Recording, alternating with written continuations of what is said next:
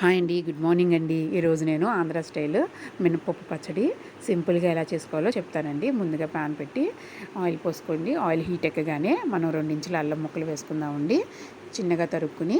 అలాగే 10 నుంచి 12 ఎల్లుల్లిపాయ రబ్బలు తీసుకున్నవి చూడండి, ఆ పాట్స్ వేసుకుందాము. చిన్నగా ఇవి బాగా వేయించండి. వేయించాక మనం ఇప్పుడు తాలింపు వేసుకుందామండి. తాలింపుగా 1 స్పూన్ శనగపప్పు, అలాగే 1/2 స్పూన్ మినపప్పు, ఇంకా 1/2 స్పూన్ ఆవాలండి, 1 స్పూన్ జీలకర్ర, ఇంకా 1/2 స్పూన్ మెంతులండి. ఇవన్నీ కూడా బాగా కలుపుకొని వేయించండి. అలాగే ఈ చట్నీ మనకి ఇడ్లీ, దోశ, ఆంధ్ర స్టైల్ దెబ్బ రొట్టెలోకి చాలా బాగుంటుందండి. ఇందులో బెల్లం వేస్తాం మేము, అందుకు పిల్లలకు కూడా బాగా నచ్చుతుంది. చూడండి, ఇప్పుడు తాలింపు వేసుకోగానే మనం ఒక చిన్న గ్లాస్తో ధనియాలు వేసుకోండి. ధనియాలు కూడా సిమ్లోనే బాగా వేయించండి.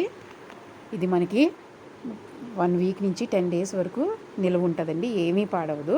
మనం 8 కంటైనర్లో తీసేసుకుని మనకి కొంచెం కొంచెంగా పచ్చడి తీసుకుని వాటర్ కలుపుకుంటే మనకి ఎంత కావాలో అంత చాలా రోజులు నిల్వ ఉంటుందండి. ఇంచుమించు 15 డేస్ వరకు కూడా ఉండొచ్చు. చూడండి, ఇప్పుడు నేను 1 గ్లాసు మినపప్పు వేసాను. ఇది కూడా స్లిమ్లోనే పెట్టి చూడండి, ఆ కలర్ వచ్చే వరకు, రెడ్ అయ్యే వరకు కూడా వేయించుకుని ఇప్పుడు 10 నుంచి 12 ఎండుమిరపకాయలు వేసుకోండి. అవి కూడా వేగే వరకు వేయించండి. కొంచెం ఆయిల్ ఎక్కువే పడుతుందండి ఇవన్నీ ఫ్రై చేయడానికి. చూడండి, ఈ రెడ్ కలర్ వచ్చేసాక మనం స్టవ్ ఆఫ్ చేసి ఫుల్గా చల్లారబెట్టుకుందామండి. చల్లారబెట్టాక మిక్సీ జార్లో తీసుకుని సాల్టు, అలాగే బెల్లం తురుమండి. ఒక ఇంచుమించు మనకి 1/2 నుంచి 3/4 గ్లాస్ వరకు బెల్లం పడుతుందండి. నేను ఫస్ట్ సాల్ట్ వేసి కొంచెం బెల్లం తురుము వేసానండి. తర్వాత సరిపోతే మళ్ళీ మనం కలుపుకోవచ్చు. నేను మళ్ళీ కలిపాను. చూడండి, ఇప్పుడు బాగా ఫైన్ పౌడర్ కింద చేసుకుందామండి. ఈలోగా ఒక చిన్న లెమన్ అంత చింతపండుని నానబెట్టుకుని రసం తీసి రెడీగా పెట్టుకోండి మీరు. అదిగోండి, చూడండి, ఇప్పుడు వేసేస్తున్నాను నేను. ఇంకా తగినంత వాటర్ పోసుకుని ఫైన్ పేస్ట్ చేసేసుకోండి మీరు.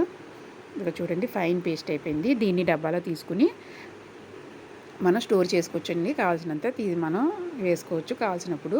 ఈ వీడియో కనుక మీకు నచ్చినట్టయితే ప్లీజ్ లైక్ చేయండి, అలాగే సబ్స్క్రైబ్ చేయండి. మీకు ఎలా వచ్చిందో ట్రై చేశాక కామెంట్లో చెప్పండి. థ్యాంక్ యూ అండి. Thank you for watching.